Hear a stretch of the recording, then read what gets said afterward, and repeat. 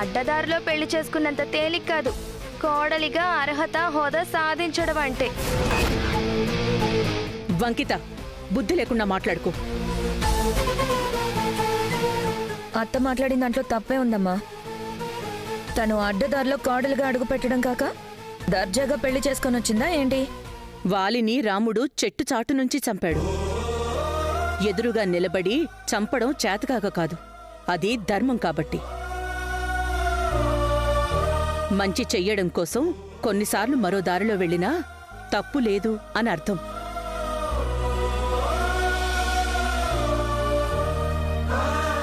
రాధిక, ఒక మంచి పని మొదలుపెట్టే ముందు చిన్న చిన్న అవాంతరాలు చాలా సహజం. వీళ్ల మాటలు అగ్గిపెట్టి వెలగకపోవడం కూడా అలాంటివే. పట్టించుకోవాల్సిన అవసరం లేదు. నువ్వు కానివమ్మా.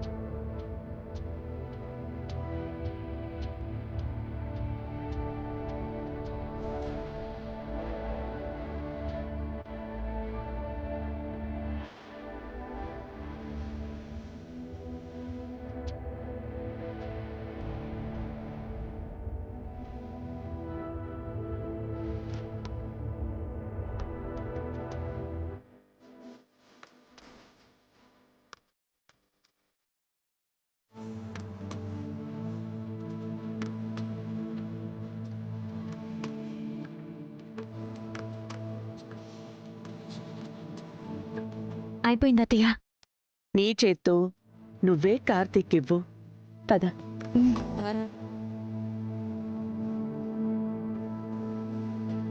రామా.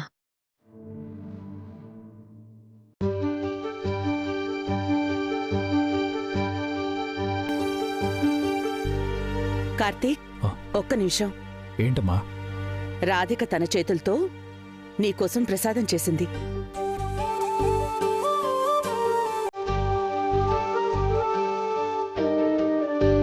తినేలా ఉందో చెప్పు.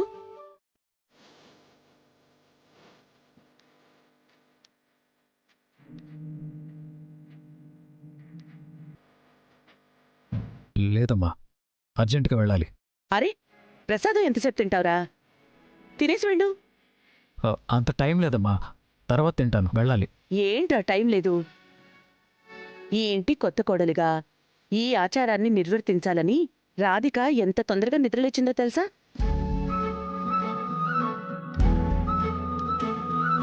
తెల్లవారుజామునే 5 గంటలకి నిద్రలేచి చన్నీళ్లతో స్నానం చేసి తులసికోటికి పూజ చేసి నీకోసం ప్రసాదం చేసింది. భర్త కోసం, భర్త క్షేమం కోసం తను ఇంత కష్టపడి చేస్తే నీకు ప్రసాదం తినడానికి టైం లేదంటావా?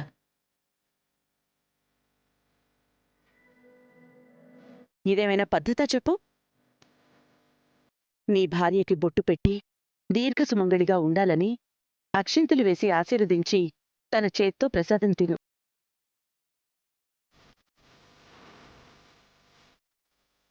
చూస్తావేంట్రా? నీ భార్యకి బొట్టు పెట్టి ఆశీర్వదించు.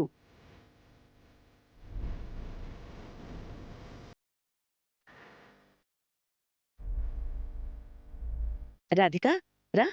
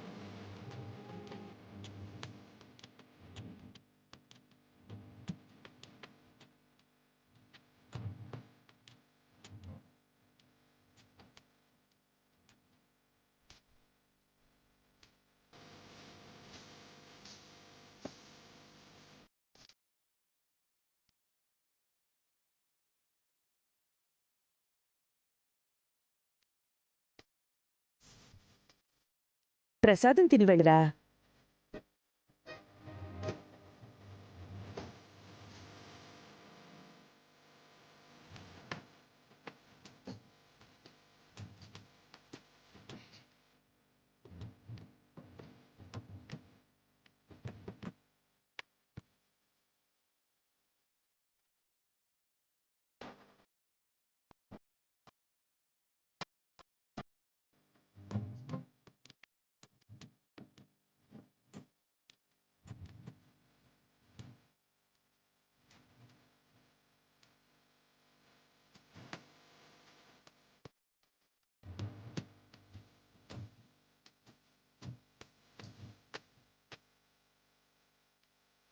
కార్తీక్, ఏంట్రా తినేసి అంత సడన్గా వెళ్ళిపోతున్నావు?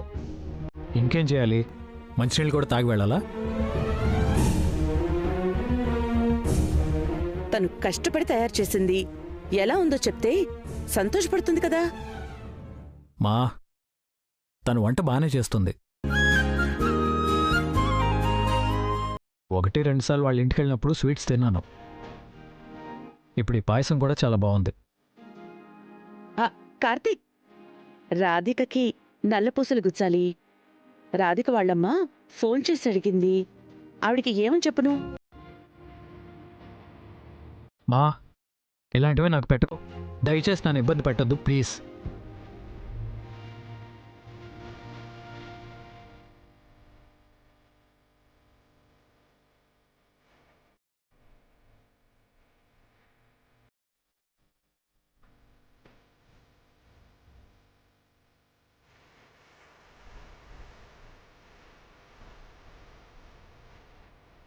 సాయంత్రం గుడికి వెళ్ళాలి, ఫోన్ చేస్తాను.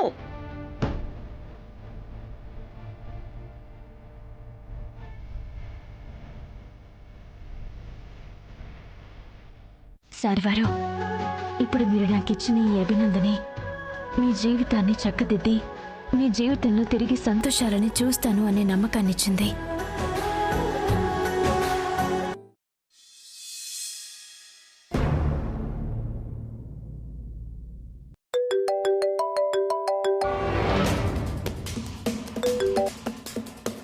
హలో, కాంచనవల్లి, నేను ధర్మావతిని. ఏంటి నీ కొడుకు పరువు తీయద్దని బ్రతిమిలాడుకోవడానికి ఫోన్ చేశావా? అవును, బ్రతిమలాడుకోవడం కోసమే చేశాను. కానీ పరువు గురించి కాదు, అంతకన్నా ఎక్కువగా వాడి భవిష్యత్తు గురించి. అవునా? భవిష్యత్తు గురించా? అవును కాంచనవల్లి, పల్లవి దూరమైన దగ్గర నుంచి కార్తీక్ బాధపడని క్షణం లేదు, కంటతడి పెట్టని రోజు లేదు. పల్లవిని తలుచుకుంటూ తన జ్ఞాపకాలతో 4 ఏళ్లుగా మానసిక క్షోభ అనుభవించాడు. ఇప్పటికీ అనుభవిస్తూనే ఉన్నాడు. నువ్వు కూడా లేనిపోని నిందలు వేసి నా కొడుకుని మానసికంగా హింసిస్తున్నావు. నా కొడుకు పరిస్థితి తను ఏమైపోతాడోనని నేను ఏడవని రోజు లేదు. నేను నా కూతురి గురించి ఏడవని రోజే లేదు. ఒక్కగానొక్క కూతురు దూరమైందని ఇప్పటికీ మానసికంగా చిత్రవద అనుభవిస్తూనే ఉన్నాను. కాంచనవల్లి, పల్లవి ప్రాణాలు పోవడం వెనుక కార్తీక్ ప్రమేయం ఏమీ లేదు. వాడికి పల్లవి అంటే ఇప్పటికీ ప్రాణమే. ఆహా, నిజంగా అంత ప్రాణమే అయితే నీ కొడుకు మరొక అమ్మాయిని పెళ్లి చేసుకుని ఆమెతో కులకడు. కాంచనవల్లి, నా కొడుకు నా మాటని కాదనలేక రాధిక ప్రాణాలు కాపాడ్డానికి, తన కుటుంబాన్ని నిలబెట్టడానికి రాధిక మెళ్ళో తాళి కట్టాడు. ఆ దేవుడి దయ వల్ల వాళ్ళ పెళ్లి జరిగింది. ఇప్పటి వరకు నా కొడుకు అనుభవించిన నరకం చాలు. నీకు దండం పెడతాను, ఇక నుంచైనా వాణ్ణి ప్రశాంతంగా ఉండనివ్వు. ఏంటి? ప్రశాంతంగా ఉండనివ్వాలా? నా కూతుర్ని నా నుంచి దూరం చేసిన వాణ్ణి ప్రశాంతంగా ఉండనివ్వాలా? నా కూతుర్ని నిలువున పొట్టన పెట్టుకున్న వాణ్ణి నేను వదిలేసి మౌనంగా ఉండాలా? పల్లవి దూరమైనందుకు నీకంటే ఎక్కువగా బాధపడుతోంది నా కొడుకు. చెయ్యని తప్పుకి వాణ్ణి దోషించేయడం బాధ పెట్టడం ధర్మం కాదు.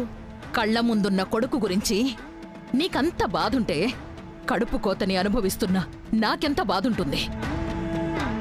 పల్లవి దూరమైనందుకు నీ కొడుకు బాధపడుతున్నాడు అని చెప్తున్నావు కదా, ఆ బాధలో నా కూతుర్ని నాకు తెచ్చిస్తావా చెప్పు. నా కూతుర్ని నాకు తెచ్చిస్తావా చెప్పు. అది కాదు కాంచనవల్లి. చాలు ధర్మావతి, నీ కొడుకు కోసం నువ్వు చూపించిన స్వార్థం చాలు. నువ్వు ఏం చెప్పినా ఎంత చెప్పినా నా కూతురి ప్రాణాలు తీసిన నీ కొడుకు మీద పగ తీర్చుకోకుండా వదిలిపెట్టను.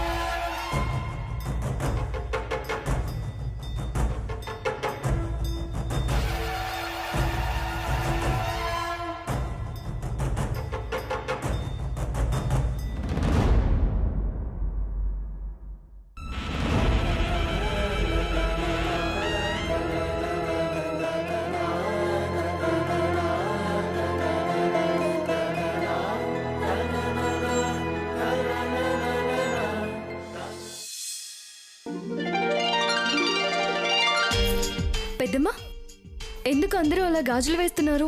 3 గాజుల్లో ఏ ఒక్క గాజైనా ఖడ్గం మీద పడితే భక్తులు కోరుకున్న కోర్కెల్ని ఆ అమ్మవారు నెరవేరుస్తుందమ్మా. మనం కూడా గాజులేద్దాం. మనకి పుట్టబోయేది అమ్మాయో అబ్బాయో అమ్మవారిని అడిగి తెలుసుకుందాం. ఏమంటావు? ఓకే అంటాను.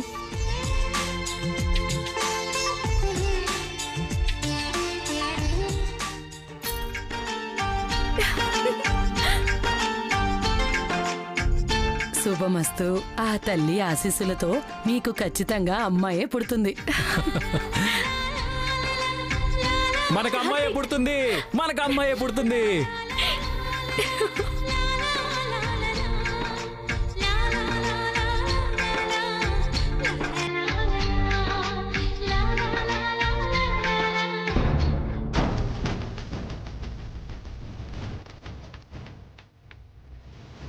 మన బంధానికి గుర్తుగా పాప పుడుతుందని ఆ రోజు ఒక పెద్దవాడు చెప్పింది. ఆ రోజు ఎంత ఆనందపడ్డానో నాకే తెలుసు. కానీ ఆ జాలి లేని దేవుడు నిన్ను నీ కడుపులోని బిడ్డని తీసుకెళ్ళిపోయాడు. నాకు బతికినంతకాలం భరించలేనంత దుఃఖాన్ని ఇచ్చాడు.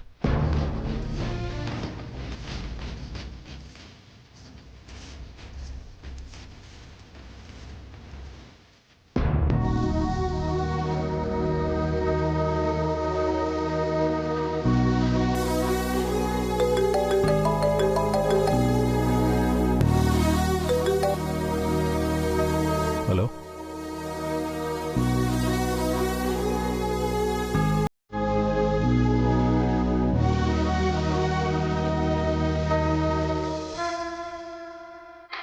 అత్తయ్య, నేను ఒకసారి అటు వెళ్ళి రానా? సరేనమ్మా.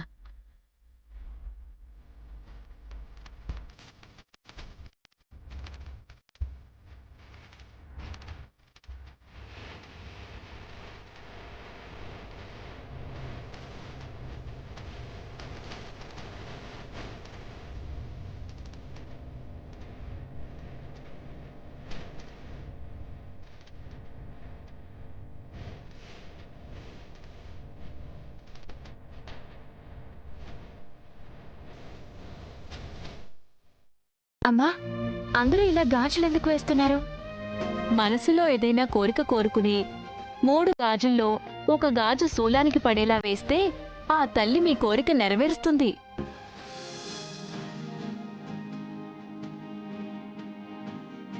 ఖచ్చితంగా జరుగుతుందా? మీ కోరికలో నిజాయితీ ఉంటే ఖచ్చితంగా జరిగి తీరుతుందమ్మా. ఆ తల్లి చాలా మహిమగల తల్లి, భక్తులకి కొంగు బంగారం.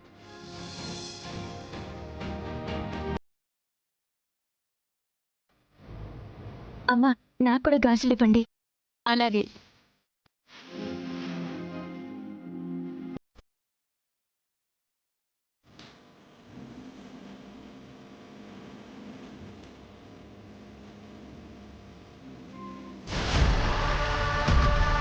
ఏంటి? ఏం కోరుకుని గాజులు వేయబోతున్నావేంటి? నీ కాపురం నిండు నూరేళ్లు చల్లగా ఉండేలా దీవించమని వేడుకుంటూ గాజులు వేయబోతున్నావా? నీ అమాయకత్వానికి జాలేస్తుంది. జరగని దానికోసం నువ్వు పడుతున్న ఆరాటం చూసి నవ్వొస్తుంది. నా మనసులో ఆయన మీద ఆకాశమంత ప్రేమ ఉంది. దేవుడు ముడివేసిన మా బంధంలో నిజాయితీ ఉంది. ఆయన మీద నాకున్న ప్రేమలోని నిజాయితీయే ఈ గాజుల్ని శూలానికి పడేలా చేస్తుంది. నాటకాలాడి కార్తీక్తో తాళి కట్టించుకున్నావు. మరి మీ పెళ్లిలో నిజాయితీ ఉందా? మోసం చేసి పెళ్లి చేసుకున్నంత తేలిక అనుకుంటున్నావా ఏంటి లైఫ్ లాంగ్ కలిసి బ్రతకడం అంటే? ఏంటి ఏమన్నావు? కార్తీక్ మీద నీకు ఆకాశమంత ప్రేముందా? కానీ నీ మీద వాడికి ఆవగింజంత ప్రేమ కూడా లేదు. అది తెలుసుకో, గుర్తుపెట్టుకో. నీ పెళ్లి ఏ క్షణమైనా పెటాకులవ్వచ్చు. మీ మూడు ముళ్ళ బంధం ఎప్పుడైనా పుట్టుక్కుని తెగిపోవచ్చు. పిచ్చి పిచ్చిగా మాట్లాడుకో. ఏ పిచ్చి పిచ్చిగా కాదే, జరగబోయేది నేను చెయ్యబోయేది చెప్తున్నాను. సకల, ఏంటి గొడవ?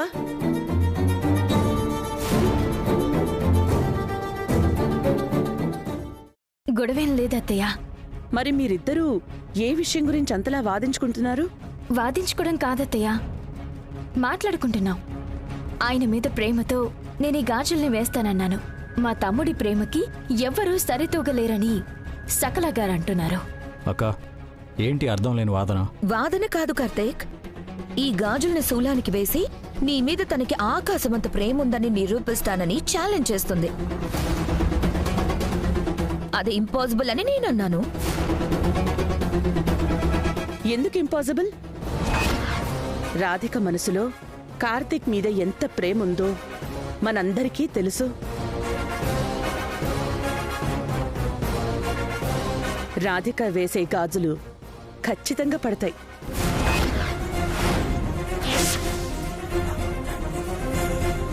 సరే అమ్మా, నీ గుడ్డి నమ్మకాన్ని కాదండం ఎందుకు?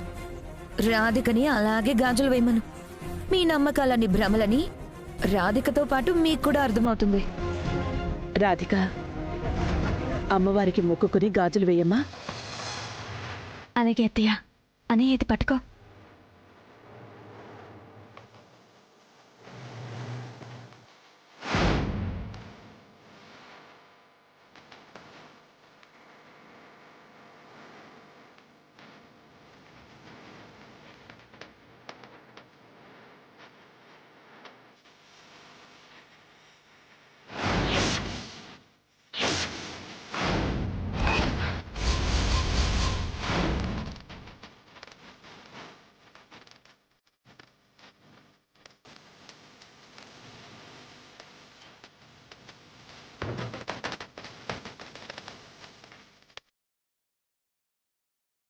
అమ్మా, ఆయన మీద నాకున్న ప్రేమ నిజం. ఆయన నా మెళ్ళో కట్టిన ఈ తాళి నిజం. మమ్మల్ని నిండు నూరేళ్లు కలిసి బ్రతకమని నువ్వు దీవించావన్నది అంతకన్నా నిజం. మా నూరేళ్ల బంధం ఎప్పటికీ పదిలంగా ఉండాలని నిన్ను వేడుకుంటూ ఈ గాజుల్ని వేస్తున్నాను. ఇది నా ప్రేమకి, మా నూరేళ్ల బంధానికి పరీక్ష.